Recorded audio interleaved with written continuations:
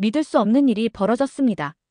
독일의 저명한 역사학 교수가 한국은 단지 중국과 일본의 그림자에 불과하다고 조롱했습니다. 그는 오랜 기간 자신이 쌓아온 학문적 권위로 한국 문화의 가치를 폄하했는데요.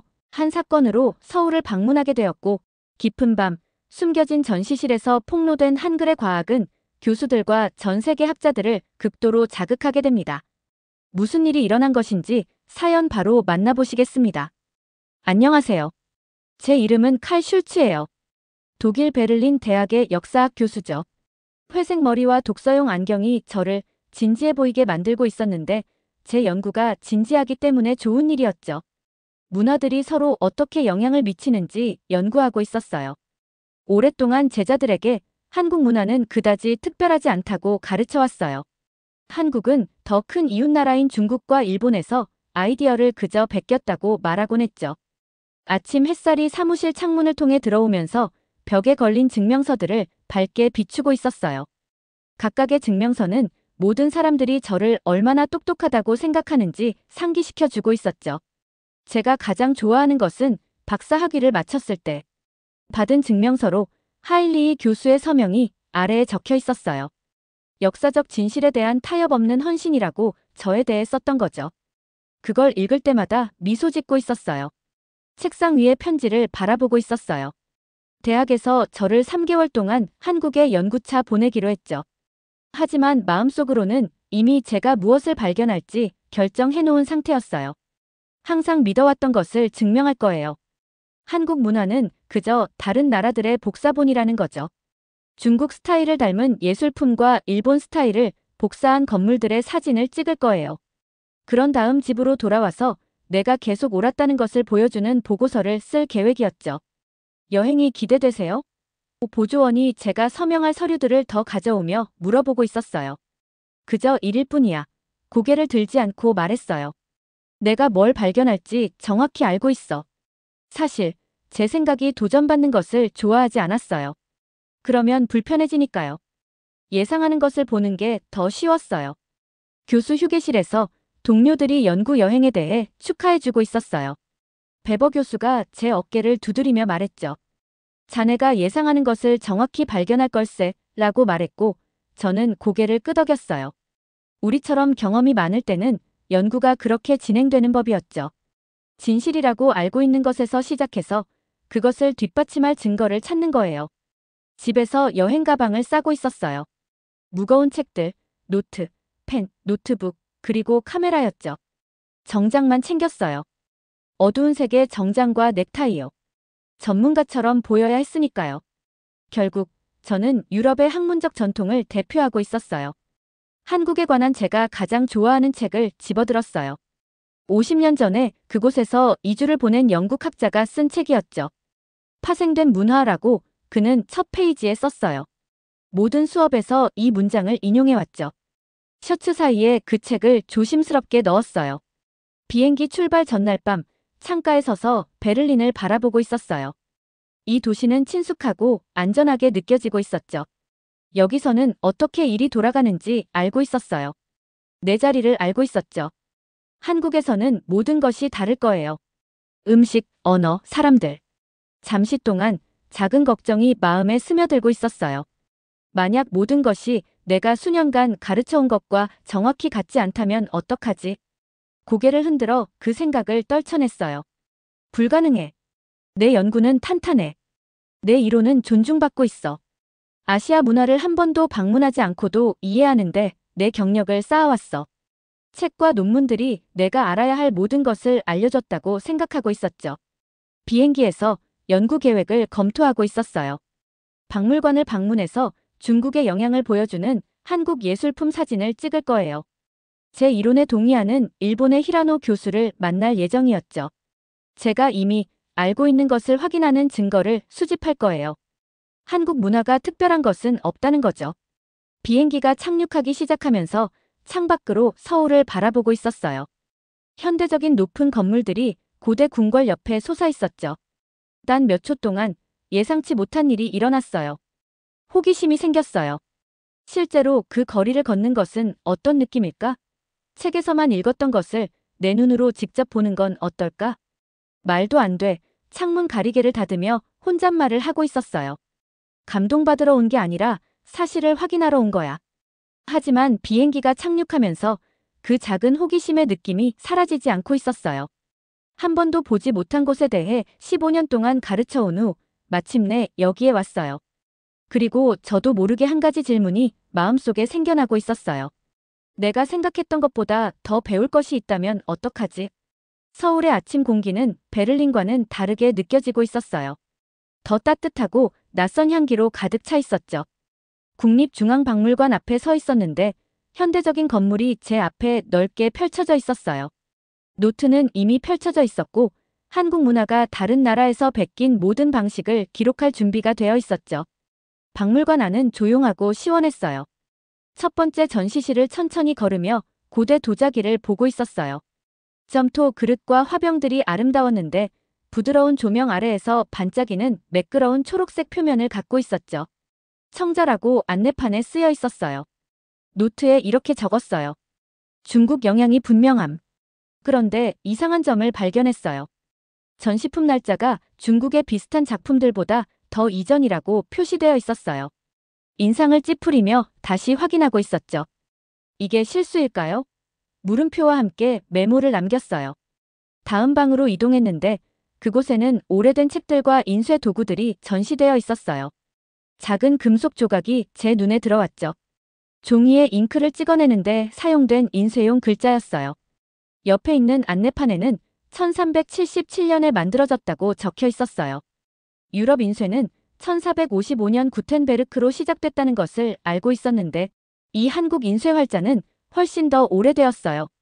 노트 위에 펜이 멈춰 있었어요. 이건 제가 발견할 것이라 예상했던 것과 맞지 않았죠. 불편한 느낌이 들고 있었어요.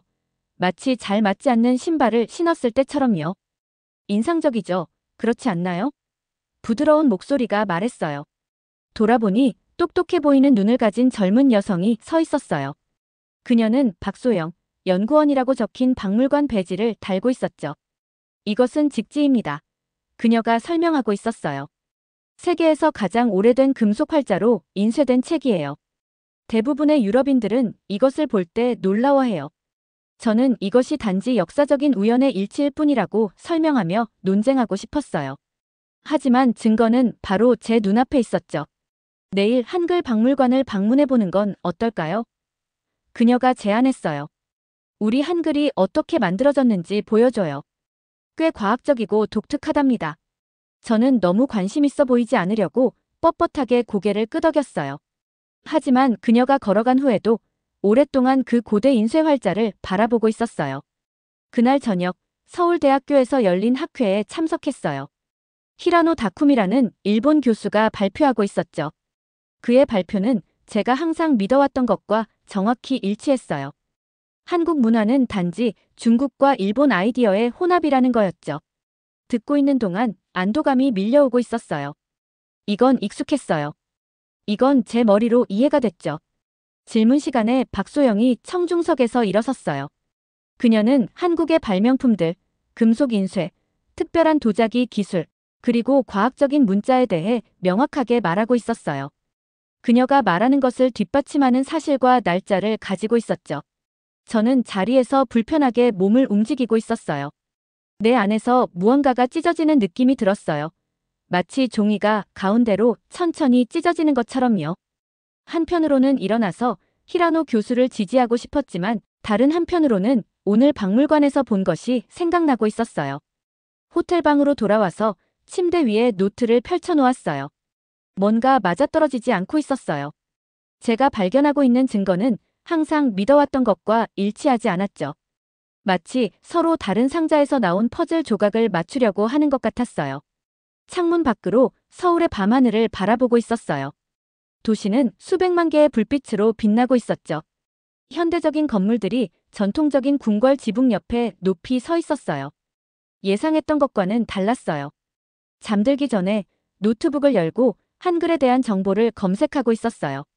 각 글자 모양이 그 소리를 낼 때 입이 어떻게 움직이는지 보여준다는 것을 알게 됐어요. 세계의 어떤 문자도 이런 방식으로 작동하지 않았죠. 노트북을 닫고 베개에 누워 새로운 정보로 머리가 복잡해지고 있었어요. 그날 밤 꿈에서 금속 활자로 인쇄된 오래된 책들이 보였어요. 불빛 속에서 빛나는 초록색 도자기가 보였고 입과 혀의 작은 그림처럼 보이는 이상한 문자들이 보였어요. 그리고 베를린에 있는 제 책들이 책장에 꽂혀 있는 모습도 보였는데 아마도 실수로 가득 차 있는 책들이었을지도 모르겠어요. 잠에서 깨어났을 때 어려운 질문에 직면하고 있다는 것을 깨달았어요. 만약 내가 수년간 가르쳐온 모든 것이 틀렸다면 어떨까? 그 생각은 제 속을 아프게 하고 있었어요. 하지만 마음속 작은 목소리가, 오랫동안 듣지 못했던 목소리가 어쩌면 새로운 것을 배우는 것이 진정한 역사학자가 되는 것일지도 모른다고 속삭이고 있었어요. 한글 박물관을 방문할 계획은 없었어요. 아침 식사 후 그냥 발길이 저를 그곳으로 데려가고 있었던 거죠. 이 건물은 국립박물관보다 작았지만 안은 현대적이고 밝았어요. 제가 들어갈 때 큰 창문을 통해 햇살이 쏟아지고 있었어요. 첫 번째 전시는 한글 글자들을 보여주고 있었어요. 단순해 보였죠. 그저 선과 동그라미가 다양한 방식으로 배열되어 있었어요. 하지만 설명을 읽으면서 가슴에 이상한 긴장감이 느껴지고 있었어요. 각 글자 모양은 그 소리를 낼 때 입과 혀가 어떻게 움직이는지 보여주고 있었거든요. 이건 단순한 문자가 아니었어요. 과학이었죠. 박물관 안내원이 세종대왕이 1443년에 한글을 만든 이유는 수천 개의 한자를 배울 시간이 있는 부자들뿐만 아니라 모든 사람이 읽고 쓸 수 있게 하기 위해서였다고 설명하고 있었어요. 이것에 대해 오랫동안 생각하고 있었어요. 가난한 사람들이 글을 읽기를 원했던 왕이라고요? 이건 제가 한국 역사에 대해 믿었던 것과 맞지 않았어요. 다음 전시로 이동했는데 한글이 컴퓨터에서 어떻게 작동하는지 보여주고 있었어요. 안내원은 현대기술 회사들이 화면에서 읽기가 너무 쉽기 때문에 한글을 연구한다고 말해주고 있었어요. 글자들은 단어를 형성하기 위해 블록으로 쌓을 수 있어서 작은 휴대폰 화면에 완벽하게 맞는다고 했죠. 이게 다른 문자 체계에서 베낀 건가요? 제 옛 믿음에 맞는 답을 바라며 물어봤어요. 안내원이 고개를 저었어요. 아니요. 한글은 세계 역사에서 완전히 독특합니다. 제 노트는 닫힌 채로 있었어요. 이제 뭘 써야 할지 모르고 있었죠. 점심 식사 후 서울의 한 고등학교를 방문했어요. 교장 선생님이 저를 안내하며 도서관에서 공부하는 학생들을 자랑스럽게 가리키고 있었어요. 한국은 세계에서 교육률이 가장 높은 나라 중 하나였어요. 거의 모든 사람이 대학에 가죠. 독일의 많은 대학생들보다 더 열심히 공부하는 책상에 구부정하게 앉은 10대들을 지켜보고 있었어요. 왜 한국인들은 그렇게 열심히 공부하나요? 교장 선생님께 물어봤어요. 우리 조부모님들이 그럴 수 없었기 때문이죠. 그가 간단히 대답했어요. 전쟁 후 한국은 세계에서 가장 가난한 나라 중 하나였어요. 이제 우리는 부유해졌죠. 교육이 그렇게 만들었어요. 제2차 세계대전 후에 독일에 대해 생각해봤어요. 우리도 재건했지만 한국처럼 빠르지는 않았죠. 한국 문화가 창의성과 추진력이 부족하다는 제 이론에 뭔가 맞지 않는 게 있었어요. 그날 저녁 전화가 울렸어요. 학회에서 만난 히라노 교수였죠. 박소영과 시간을 보내고 있다고 들었소. 그가 말했어요. 조심하시오. 이 한국인들은 자신들의 역사에 대해 매우 감정적이요. 그들은 우리처럼 사실을 객관적으로 보지 않소.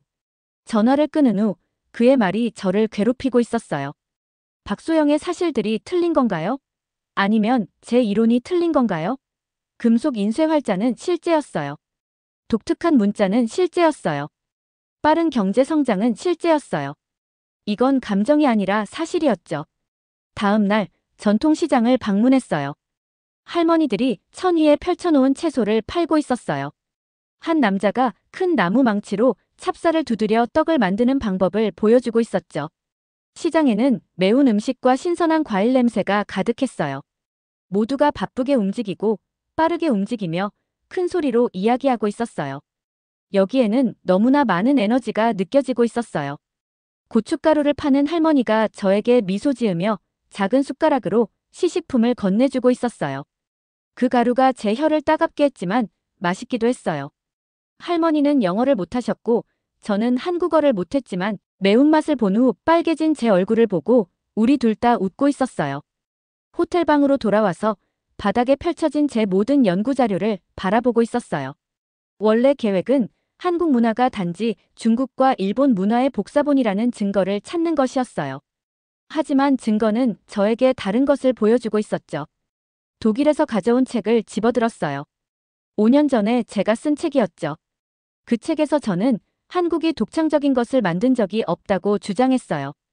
이제 제 자신의 말을 읽으면서 부끄러움을 느끼고 있었죠. 한국을 방문하지도 않고 어떻게 그렇게 확신할 수 있었을까요? 인쇄활자, 과학적 문자, 열심히 공부하는 학생들, 활기찬 시장을 보지도 않고 말이에요. 그날 밤 잠을 이루지 못했어요. 베를린으로 돌아갔을 때 어떤 일이 벌어질지 계속 생각하고 있었죠. 대학에 뭐라고 말할까요? 제 학생들에게는, 예전에 제가 믿었던 것과 같은 것을 믿는 다른 교수들에게는 속이 답답하고 불편하게 느껴지고 있었어요. 경력 중 처음으로 보고서에 무엇을 써야 할지 모르고 있었어요. 사실들이 제가 알고 있다고 생각했던 것과 맞지 않았죠. 마치 산 위에 서서 갑자기 뒤돌아보니 길이 사라졌다는 것을 깨닫는 것 같은 기분이 들고 있었어요. 히라노 교수의 말이 다시 떠올랐어요. 그들은 우리처럼 사실을 객관적으로 보지 않소. 하지만 이제 궁금했어요. 과연 내가 정말로 사실을 보고 있었을까? 아니면 내가 계속 보고 싶었던 것만 보고 있었던 걸까? 일어나서 창문 밖으로 서울의 밤 불빛을 바라보고 있었어요. 한 달 전에 이곳에 도착한 예칼 슐츠는 점점 사라지고 있었어요. 새로운 사람이 그 자리를 대신하고 있었죠. 더 이상 모든 것에 확신을 갖지 않는 사람으로요. 그리고 이상하게도 무섭긴 했지만 조금은 자유로운 기분도 느껴지고 있었어요. 연구 보고서 제출 기한이 이제 단 일주일밖에 남지 않았어요. 이제 한국에 온 지 거의 3개월이 되어가고 있었죠. 제 이해는 완전히 바뀌었지만 여전히 그것과 싸우고 있었어요.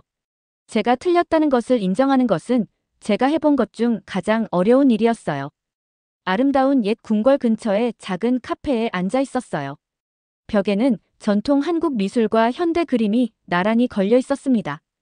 이 옛것과 새것의 조화가 제 여정을 완벽하게 보여주고 있는 것 같았어요. 박소영이 제 테이블에 합류했어요. 그녀는 제 혼란을 통해 인내심 있는 안내자였죠. 보고서에 뭐라고 쓰실 건가요? 그녀가 차를 마시며 물어보고 있었어요. 제가 믿었던 것에 몇 가지 흥미로운 예외를 발견했어요. 조심스럽게 말했어요. 그녀가 부드럽게 미소 짓고 있었어요. 슐츠 박사님, 규칙의 예시보다 예외를 더 많이 발견했다면 아마도 규칙 자체가 잘못된 것일 수도 있어요. 그녀의 말이 돌처럼 저를 강하게 치고 있었어요. 그녀가 맞았고 저도 그것을 알고 있었죠. 그날 밤 호텔방에서 보고서를 쓰기 시작했어요. 제목을 한국 정신에서 세계적 혁신으로라고 지었어요. 처음에는 단어들이 천천히 나오고 있었죠. 각 문장은 마치 실수를 인정하는 것 같은 느낌이었어요. 하지만 계속 쓰면서 제 안에서 무언가가 변하고 있었어요. 제가 틀렸다는 의미일지라도 진실을 적는 것이 좋게 느껴지고 있었어요. 구텐베르크보다 앞선 금속 활자에 대해 쓰고 있었어요. 한글이 어떻게 과학적 원리를 사용하여 만들어졌는지 설명했어요. 수세기 전 한국에서 발전된 독특한 도자기 기술에 대해 설명했어요. 전쟁으로 폐허가 된 나라에서 단 한 세대 만에 기술 강국으로 변모한 한국의 놀라운 변화를 기록했어요. 하지만 이런 진실들을 쓰면서도 작은 변명들을 추가하고 있는 저 자신을 발견했어요. 외부 영향이 역할을 했지만 이라고 한 단락을 시작했다가 멈췄어요. 여전히 옛 믿음을 붙들려고 하고 있었죠. 그 문장을 지우고 대신 간단한 진실을 썼어요. 한국에서의 마지막 날 국립박물관을 한 번 더 방문했어요. 아름다운 12세기 청자 꽃병 앞에 서 있었어요. 그 색깔은 저에게 첫봄 잎사귀를 떠올리게 하고 있었죠.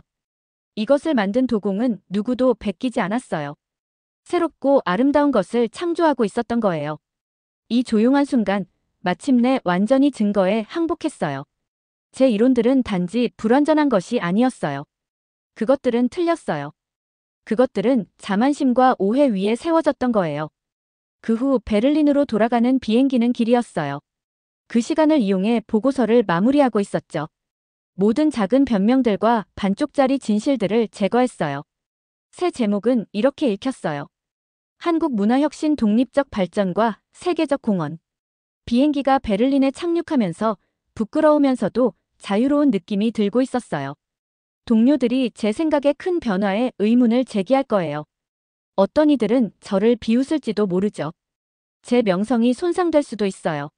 하지만 오랜 세월 만에 처음으로 저는 제 자신의 잘못된 생각이라는 감옥에서 자유로워졌어요. 이제 역사가 문화들 간의 경쟁이 아니라 전 세계 인류의 업적이 만든 아름다운 패턴이라는 것을 보고 있었어요. 제 여정은 저를 심판자에서 학생으로 바꿔놓았어요.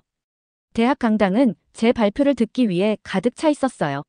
제가 배운 것을 나누면서 동료들의 얼굴에 놀라움이 보이고 있었어요. 어떤 이들은 화가 난 것 같았고 다른 이들은 혼란스러워 보이고 있었죠. 한 젊은 학생이 물어봤어요. 슐츠 박사님, 무엇이 당신의 생각을 그렇게 완전히 바꾸었나요? 사진을 보여주던 노인 여성 박소영의 인내심 있는 설명. 제가 들으려 하지 않았음에도 명확하게 말해주던 모든 증거들을 생각하고 있었어요. 내가 알고 있다고 생각했던 것을 증명하기 위해 한국에 갔어요. 솔직하게 대답했어요. 대신 새로운 눈으로 보는 방법을 배웠죠. 제 여정은 옛 확신들을 잃게 했지만 더 나은 것을 주었어요. 어떤 단일 문화도 심지어 제 문화도 모든 최고의 아이디어를 가지고 있지 않다는 이해를요. 일부 동료들은 이것을 절대 받아들이지 않을 거예요. 다른 이들은 자신의 믿음에 의문을 제기하도록 영감을 받을지도 모르죠.